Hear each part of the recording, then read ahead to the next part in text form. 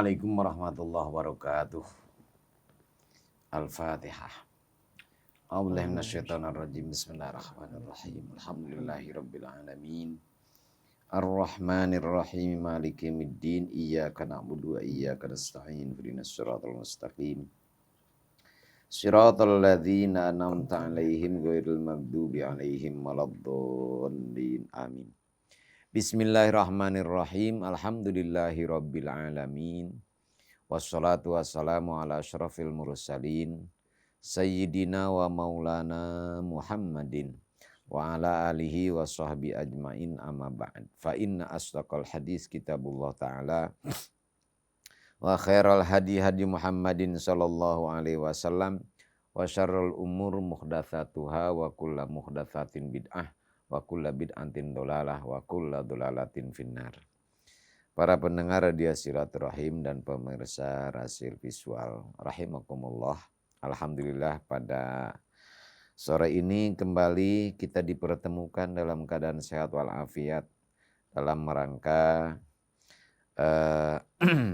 memperdalam ajaran agama kita yang kita yakini sebagai satu-satunya agama yang diterima oleh Allah. Dan tentu saja harapan kita mudah-mudahan yang kita pelajari ini menjadi ilmu yang bermanfaat bagi kita fid dunya wal akhirah. Salawat dan salam semoga selalu tercurah atas Nabi Muhammad SAW beserta keluarganya, para sahabatnya, para pengikut dan pengamal sunnahnya. Ikhwani wa akhwati rahimakumullah. Minggu yang lalu atau Rabu yang lalu saya sudah sampaikan ya, tentang terpujinya harta tapi juga tercelanya. Karena ayat Al-Quran itu ada yang menyebut sebagai khair, sebagai rahmah dan lain sebagainya. Itu menunjukkan berarti harta itu baik. Tapi ada juga ayat yang menyebutkan tentang harta itu ada sebagai fitnah, berarti kan buruk. Artinya pengaruhnya gitu. Bahwa harta ini mempunyai pengaruh yang baik tapi juga pengaruh yang buruk. Nah, karena itulah maka di kalangan ulama Islam ini ada yang memilih menjadi orang kaya, tapi ada juga yang memilih menjadi orang miskin. Saya rasa itu semuanya baik karena itu pilihan mereka. Dan tentu saja itu sudah menjadi pertimbangan yang final buat mereka. Karena itu satu sama lain tidak boleh mencela. Jangan karena kita kaya lalu kita membodoh-bodohkan orang yang memilih hidup miskin. Begitu juga orang yang memilih hidup miskin, ya, hidup fakir, nggak perlu mencela-cela orang yang memilih hidupan kaya. Di kalangan thariqah sendiri ada yang seperti itu. Dan minggu yang lalu saya sudah sampaikan bahwa salah satu di antara ulama yang tidak suka dengan orang kaya, lebih khusus lagi adalah dengan ulama yang kaya karena menjadi uswah ya ulama itu, Imam Syafi'i. Nggak senang Imam Syafi'i itu. Jadi kurang serg melihat Imam Malik kaya gitu. Imam kok kaya, nggak pantas. Bahkan sebenarnya di kita juga banyak ya. Kalau kita lihat pengusaha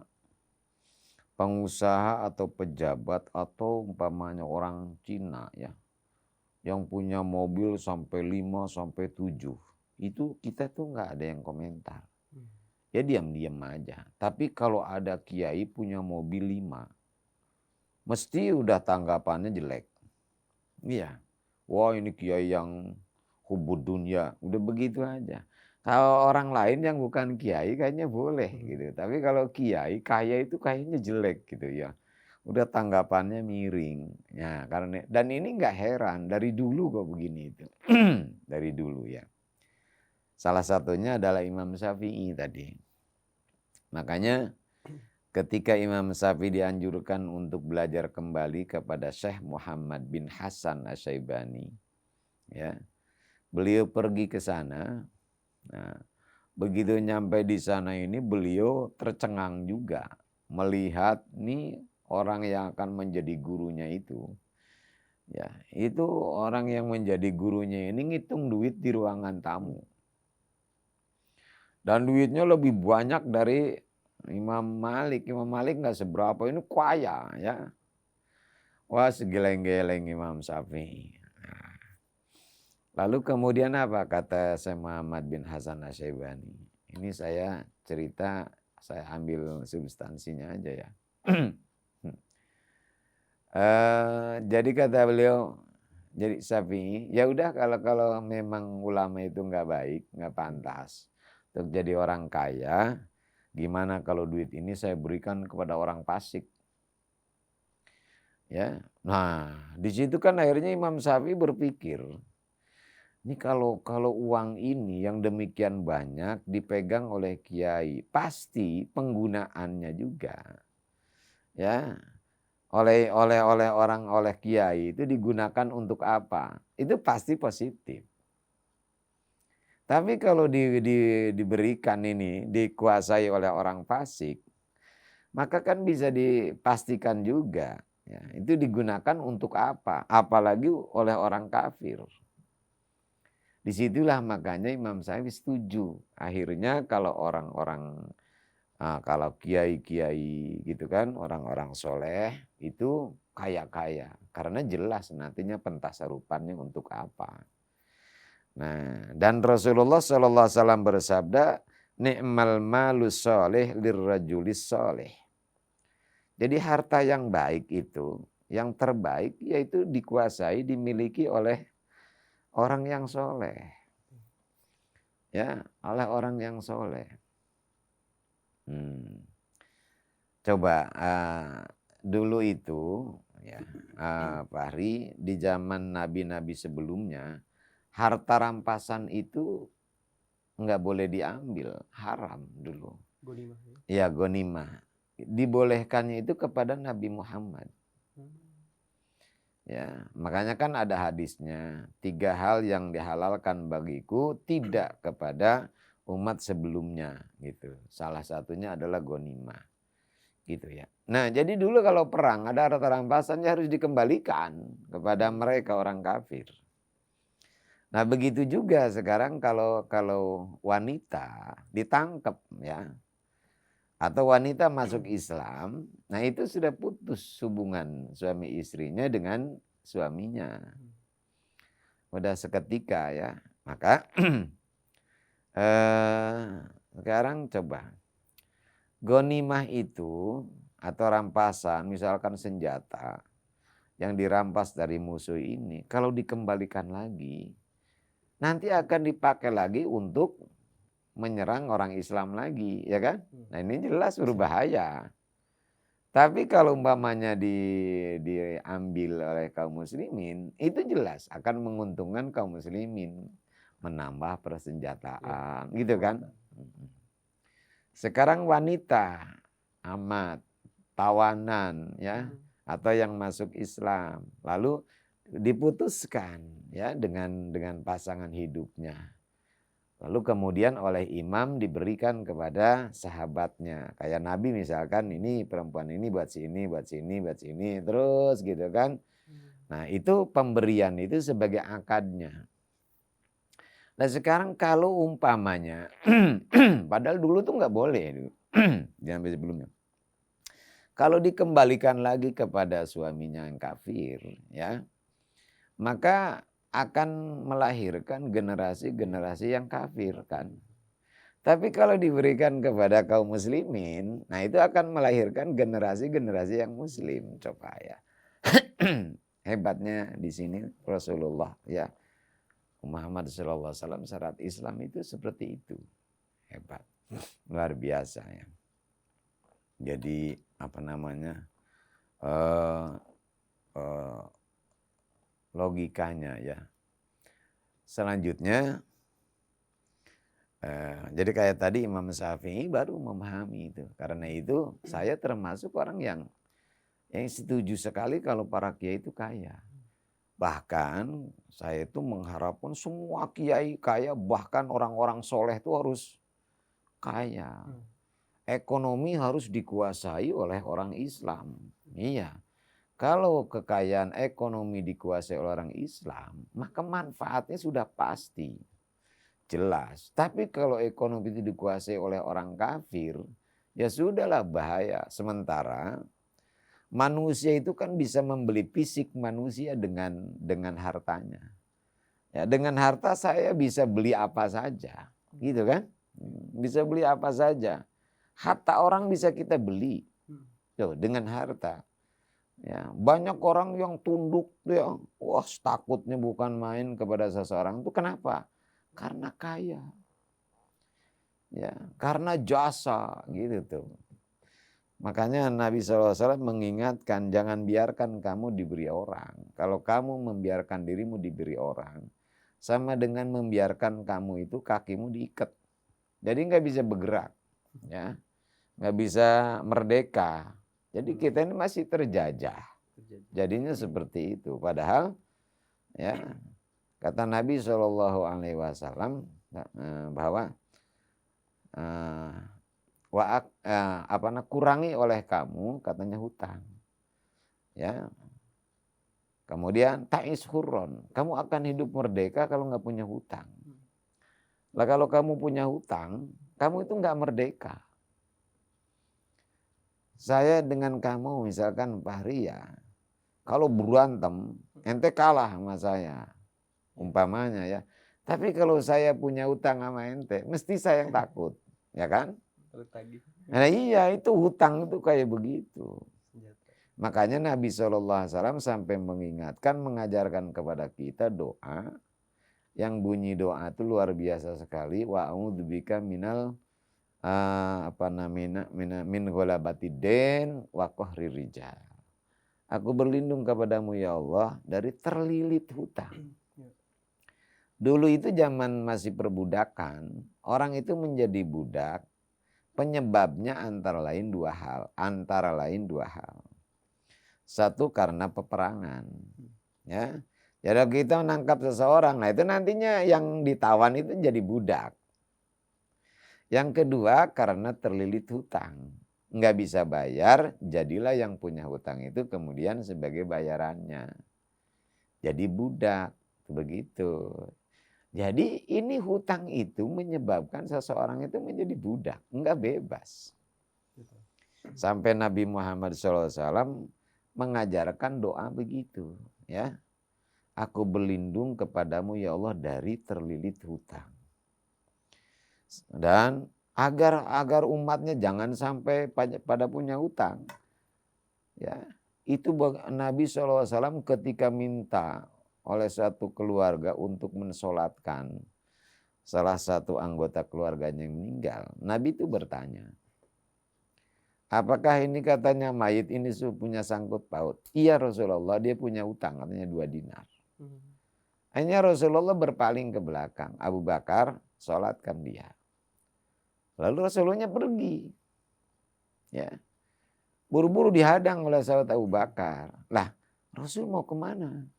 Kata Rasul, aku tidak mensolatkan orang yang mati punya hutang. Nah ini nih ya. Bukan aku tidak boleh mensolatkan ya. Tidak mensolatkan. Nah bisa jadi artinya adalah tidak boleh. Atau males ya, nyolatin orang yang punya hutang atau apalah bisa jadi gitu kan. Artinya malas itu bukan malas ibadah ya. Nah, walaupun kemudian penafsiran di kalangan ulama macam-macam lah. Ya nggak jadi masalah namanya penafsiran. Itu Nabi sampai mendorong begitu tuh supaya orang jangan pada punya utang. Kalau punya utang nggak tak sholati loh kalau mati. Gitulah kalau kasarnya sih ya. Para pendengar radio silaturahim dan pemirsa Rasil Visual. Rahimakumullah. Nabi juga mengingatkan begini. Kadal fakru ayyakuna kufron. Kefakiran itu mendekati kekufuran. Walaupun memang ada yang menafsirkan bahwa yang dimaksud fakir di sini adalah fakir iman. Fakir iman. Ya nggak sah-sah saja ya. Nabi ini nggak menyebutkan fakir harta, fakir hati kok ya. Nah, dalam hadis ini ya boleh diartikan fakir harta, boleh juga diartikan fakir hati. Nah, dan memang faktanya kan banyak kita lihat ya, banyak orang yang menjual agama hanya karena kehidupannya yang sulit. Ya, seperti ini juga Luqman Al-Hakim itu pesan kepada anaknya, jangan jadi orang fakir, sebab 3 bahaya bencana yang akan ditimpakan kepada orang fakir. Salah satunya, kamu itu nggak dianggap orang, nggak dihargai orang, nggak dipandang gitu.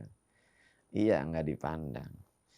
Saya punya adik sepupu ya di daerah Subang. Dia mengatakan, Kang, di sini kiai itu harus kaya katanya. Begitu juga teman di Brebes ngomong. Di sini tuh kiai katanya, Kang, harus kaya. Emang kenapa kalau miskin? Nggak dihargai orang, nggak didengar omongannya. Iya. Aduh. Para pendengar Radio Silaturahim dan pemirsa Rasil Visual rahimakumullah. Semua kita ini tentu pingin hidup ini saadah, bahagia, karena memang itu tujuannya agama ya. Jadi karena tujuan agama dibuat itu oleh Allah adalah lisa'adatil basyari fi ma'asyihim wa ma'adihim. Untuk kebahagiaan manusia di dunia dan di akhirat. Nah, kemudian kebahagiaan. Wa hadhihi sa'adah la tunalu illa bisalas. Ya, bisalasi wasail. Nah, kebahagiaan ini tidak akan diperoleh kecuali dengan 3 wasilah. Nah, di dunia ini. Yang pertama yaitu al-fadhailun nafsiyah. Keutamaan yang bersifat kejiwaan, ilmu, akhlak yang baik. Ya, ilmu kan akan membawa kebahagiaan, ilmu, akhlak yang baik. Coba ilmunya lihatlah oleh kita. Orang yang mempunyai, yang hidupnya bahagia, itu ada antara lain tadi karena ilmunya tinggi. Sehingga kalau nyari duit gampang, gitu kan. Kemana pergi dihormati orang. Nah, kemudian juga adalah akhlak yang baik. Sebab orang pinter, kalau nggak bener juga orang kurang menghargai ya. Nah bener tapi nggak pinter juga ya sama. Makanya bagaimana pinter juga bener. Nah inilah ilmu dan akhlak. Ya, ilmu dan akhlak. Itu yang pertama ya. Nah, kemudian yang kedua yang bisa mengantarkan kita kepada sa'adah itu fadailul badaniyah. Keutamaan yang hubungannya dengan badan. Seperti apa? Sehat dan selamat. Duit banyak, ya. Rumah mewah. Kemudian kendaraan juga banyak, tapi badannya nggak sehat. Kemudian nggak selamat lagi, ya. Tabrakan, buntung kakinya, ya kan? Nah, ini yang nggak bahagia hidupnya. Ya, saya itu naik taksi waktu mau ngajar di Jelambar. Saya ngomong sama supir taksi, "Pir," kata saya, "ini yang mau saya tuju itu orangnya kaya, cuma sayang nggak bisa menikmati kekayaannya." Iya, nggak bisa menikmati kekayaannya. Ya. Ya kan banyak ya orang kaya ini mau makan daging kambing punya dokter pribadi, ya. Mau makan daging kambing nggak boleh, hipertensi. Mau makan yang manis-manis juga nggak boleh, karena diabetes. Kemudian makan yang lainnya nggak boleh lagi, ya. Kenapa? Ini adalah karena asam urat. Ya Allah. Jadi makan tuh diatur gitu kan. Nggak boleh makan ini, nggak boleh makan itu. Tidur saja diatur, nggak boleh kasurnya tebel. Padahal luar biasa rumahnya besar, kasurnya tebel. Tapi suruh tidur yang tipis, bantalnya juga tipis. Ya Allah. Padahal ente kan Mau makan apa saja jadi kan? Boleh, masih boleh. Iya. Makan di pinggir galengan di sawah, nggak pakai baju. Itu petani kita lihat kan begitu. Nasinya, cuci tangannya di kali asal aja itu. Ya, dianterin sama ibu tani makannya sayur asem, ikannya ikan asin, kayak sambal, lalapnya jengkol muda. Ya. Udah makan tahaknya sampai bunyi. Kemudian ngerokok daun kawung. Wah. Sambil menikmati itu, ya Allah. Udah gitu tidur di saung. Pakai kolor doang, ya, ngorok. Ya Allah, kata orang kaya, Pak iri banget sama dia. Fabi ayyi ala'i rabbikuma tukadziban. Nikmat Allah mana lagi yang akan kita dustakan? Coba ente kan tidur di beginian juga jadi kan Pak Hari ya? Hah? Udah nikmat aja. Orang sampai dijaga-jaga nggak boleh harus begitu. Makan apa aja jadi, makan durian jadi, ente itu sate, sop kambing ya. Masya Allah. Sementara ada orang yang cuma kepingin ngiler, nggak berani makan. Iya. Ya Allah. Nah ini kaitannya dengan yang kedua tuh yang membawa kebahagiaan.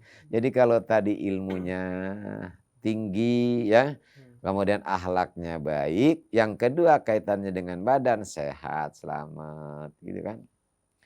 Nah, baru yang ketiganya adalah yang di luar itu. Ya, bukan ilmu, bukan akhlak yang baik, bukan kesehatan, bukan keselamatan, tapi di luar badan, yaitu apa? Salah satunya adalah harta. Nah ini.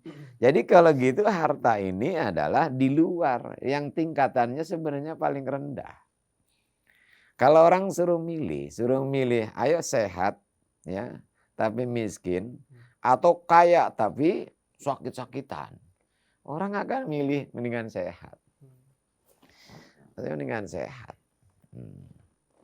Sampai dulu itu ada dongeng begini, seorang raja katanya. Ya raja itu dia mempunyai penyakit nggak bisa membuang kotorannya. Udah beberapa tabib yang diundang, tapi juga belum ada yang bisa. Sampai akhirnya seorang kiai, orang ulama yang belum. Maka didatangkan dia, lalu dia mengatakan, saya itu bayarannya mahal katanya. Berapa ya? Berapapun katanya yang kamu minta, ya saya akan bayar. Kata si ulama itu, saya akan obati Anda ya sampai sembuh, tapi bayarannya adalah kerajaan Anda. Itu kerajaan Anda. Enggak mau rupanya. Ya sudah kalau enggak mau. Perutnya tambah gede, mana nggak bisa buang air besar, ya, nggak bisa pipis, udah pelantar pelintir kesakitan. Akhirnya musyawarah dengan keluarganya, udah daripada jadi raja kaya tapi begini tersiksa terus, lebih baik sehat walaupun nggak punya apa-apa. Oke, setuju.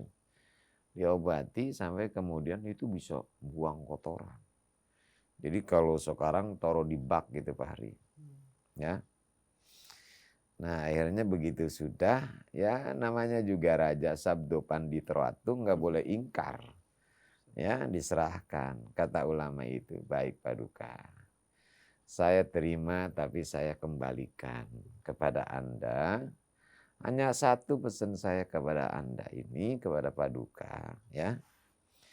Nih bahwa kerajaan Anda itu harganya cuma sebak ini gitu tuh ya. Tuh begitu. Ternyata demi sebak ini keluar tuh kerajaan Anda buang. Nggak ada nilainya kan coba tuh. Itu cuma kotoran. Karena itulah katanya sekarang sudah sembuh, tolong perhatikan rakyat. Supaya doa mereka nanti mengiringi Paduka, maka akan dijaga oleh Allah. Jadi kalau gitu harta ini sebenarnya alat, wasilah yang bisa menyampaikan kepada maksud. Kalau kita lihat bagaimana doanya Nabi Ibrahim alaihissalatu wassalam, ya, yaitu wajenubni wa baniya an na'budal asnam. wajnubni jauhkan katanya aku wabaniya dan anak-anakku anak budal asnam. Makna anak budal asnam itu memang kalau lihat harfiahnya ya dari menyembah menyembah berhala. Loh Nabi Ibrahim itu adalah seorang nabi yang dapat gelar Al-Khalil. Enggak mungkin yang namanya nabi itu menyembah berhala. Dari kecil sudah dijaga. Kok berlindung dari menyembah berhala? Maka mesti yang dimaksud bukan ini, ya.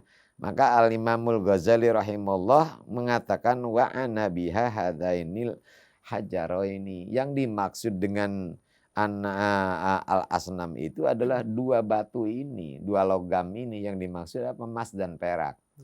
Dan yang dimaksud menyembah karena Nabi nggak mungkin namanya menyembah batu ya. Ini maknanya adalah hub. Jadi hubbahuma an hubbihima. Jadi maknanya adalah dan jauhkan aku serta anak cucuku ya menyintai keduanya, menyintai emas dan perak gitu. Menyintai harta berarti. Nah, tempo hari saya sudah katakan, sering ya saya katakan bahwa kita orang Islam ini, bahkan tadi juga saya katakan kalau perlu kita ini semuanya jadi orang kaya gitu kan. Apalagi kiai-kiai harus kaya. Tapi jangan cinta kepada kekayaan. Seorang kalau sudah cinta, matanya nantinya buta, mulutnya bisu, kupingnya budek. Dan akan menderita saat mau berpisah dengan yang dicintainya. Itu begitu. Tapi kalau nggak cinta, lihat Nabi Sulaiman alaihissalatu wassalam. Karena beliau ini tidak cinta kekayaan. Ya Allah, sampai orang pernah bertanya, wahai Nabi Allah, di tangan Anda lah kunci apapun. Anda ingin memakai pakaian semewah apapun, mau makan makanan senikmat selezat apapun, bisa wong ada. Kuncinya ada di tangan Anda. Tapi kenapa malah Anda makannya kok roti yang kasar? Itu Nabi Sulaiman, yang kayanya luar biasa. Apa kata beliau? Dengan saya makan roti yang kasar, saya jadi selalu ingat kepada rakyat, kepada orang-orang yang miskin tuh gitu. Nah itulah kalau ulama ya kaya ya begitu. Jadi dia akan ingat kepada orang-orang miskin. Nah, makanya orang-orang musuh-musuh Allah, musuh-musuh Islam itu, dia itu kalau kita bicara tentang ibadah, wah difasilitasi gitu ya. Mau maulid Nabi, kalau perlu dibiayain, didukung. Tapi jangan bicara masalah ekonomi. Kalau sudah bicara masalah ekonomi, diawasi. Gitu. Apalagi bicara masalah politik, bisa disembelih. Gitu ya. Iya. Jadi kalau cuma ibadah gitu saja sih, ya Allah ya. Udah biarin orang ibadah sih gitu. Ya, kalau perlu bikin masjidnya, ya udah gitu. Udah jangan mikirin dunia ini, udah akhirat aja begitu. Oh itu mereka senang banget kalau yang begitu. Nah, kemudian ekonomi dikuasai. Padahal kan Fir'aun itu mengatakan dia ini ana rabbukumul a'la. Itu sebenarnya menunjukkan bahwa semua kita ini punya potensi untuk itu. Ya, kita ini punya potensi Pak Hari untuk mengatakan ana rabbukumul a'la. Aku adalah Tuhan yang maha tinggi. Itu. Punya ya. Cuma syaratnya yang nggak dipenuhi. Ya, hanya Fir'aun yang punya. Itu apa syaratnya? Dua. Satu, Fir'aun itu mempunyai kekuasaan yang luar biasa. Ya, makanya kan kata Muhammad Nasir begini. Kalau Fir'aun itu mengatakan ana rabbukumul a'la, dan ini sebenarnya kesalahan besar. Enggak mutlak kesalahan sepenuhnya kepada Firaun, tidak. Ya, tidak. Tapi rakyat juga terlibat sebenarnya, rakyat-rakyatnya Firaun itu terlibat kesalahan juga. Apa kesalahannya rakyatnya Firaun? Adalah mereka tidak berani mengatakan tidak. Takut. Nah ini berarti kan kekuasaannya Firaun kan luar biasa. Nah, begitu juga kalau negara kita ini misalnya utangnya banyak, kemudian rusak. itu nggak bisa kita menyalahkan sepenuhnya kepada pemerintah kita. Tapi rakyat juga terlibat. Kenapa? Karena tidak berani mengatakan tidak itu. Ini kesalahan. Makanya nggak boleh, Nabi kan udah mengingatkan kalau kita melihat kemungkaran, rubah dengan tindakan, kalau enggak dengan ucapan, minimal hati. Itu satu kekuasaannya atau pemerintahannya, gitu kan, udah dikuasai pemerintahannya.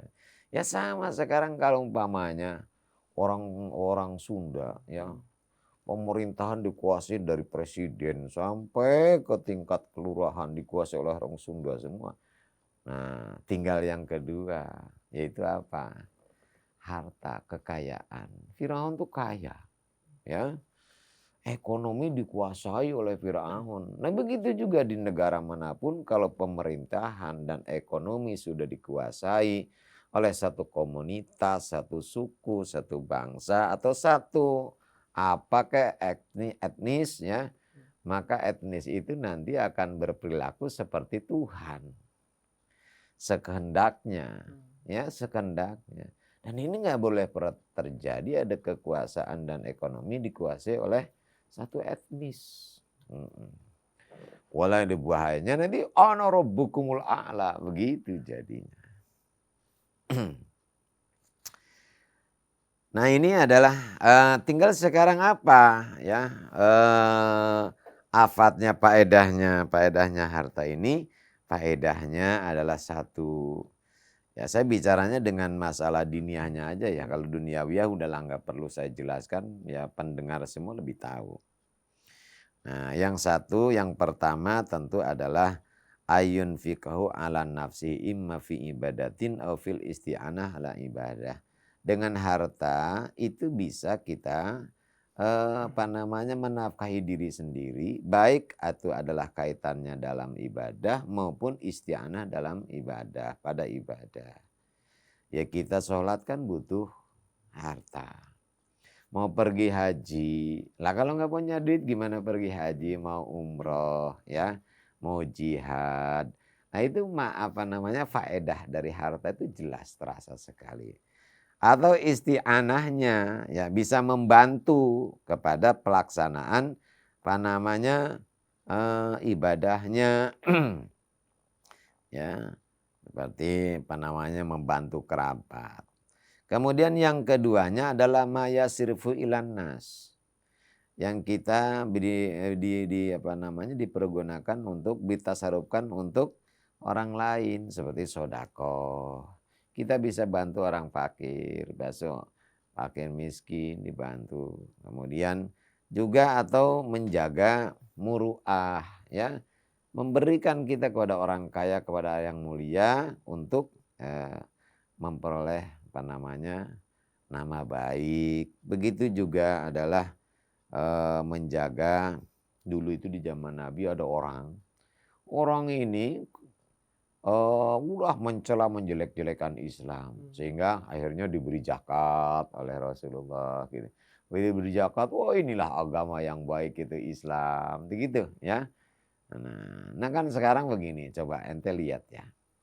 Ada orang ya, ini saya tuh lucu kalau dengar. Ini masalah banjir ini kan, yang banjir Jakarta ya kena banjir ya. Jawa Barat kena banjir, Jawa Tengah, Jawa Timur, mana-mana korban di Jawa Timur. Tapi yang lucu itu, yang menjadi bahan berita itu adalah selalu Pak Anies. Ya. Disalahkan Pak Anies. Iya, yang disalahkan itu Pak Anies. Wah, nyerangnya bukan main, yang lain enggak. Ya, kan hanya orang menurut saya gitu, bodoh sekali kalau kita dengerin omongan orang itu. Kenapa? Jelas ini orang sentimen. Bukan orang yang punya argumen, orang yang sentimen. Kenapa sentimen gitu kan? Nah ini. Nah, coba kalau mamanya dia oleh Pak Anies dibagi sesuatu, itu mulutnya diem itu. Itu mulutnya diem.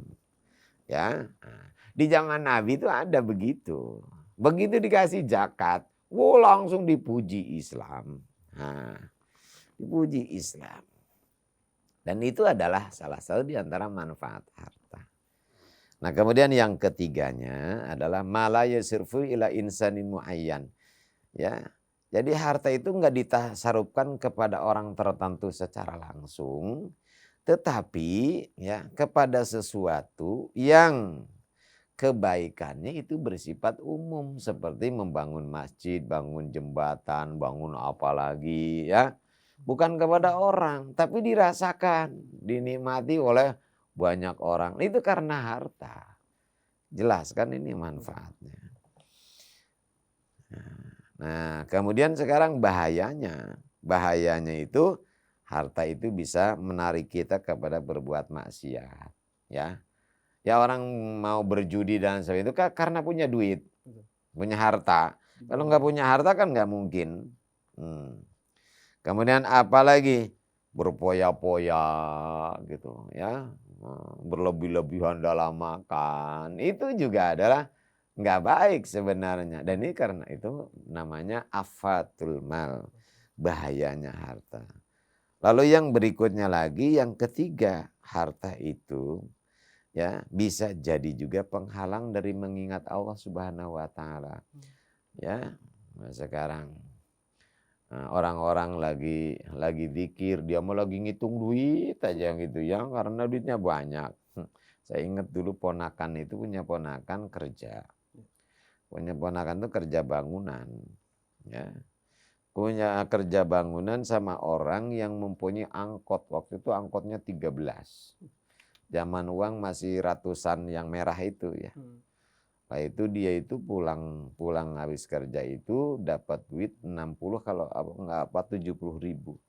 Itu 60.000 itu duitnya ratusan semua. 100 perakan semuanya, sampai 1 tas. Ya.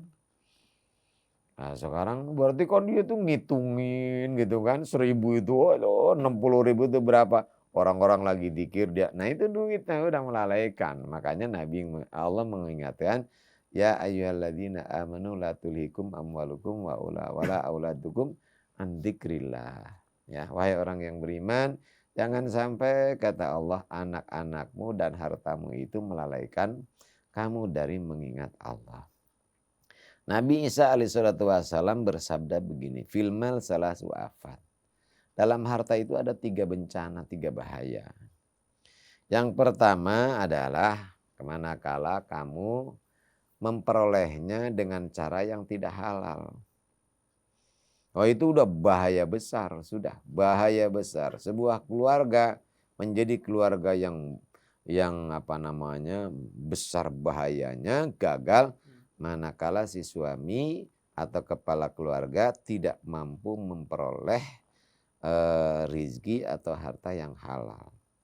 Lalu ada yang bertanya, Nabiullah, kalau diperolehnya dengan cara yang halal bagaimana?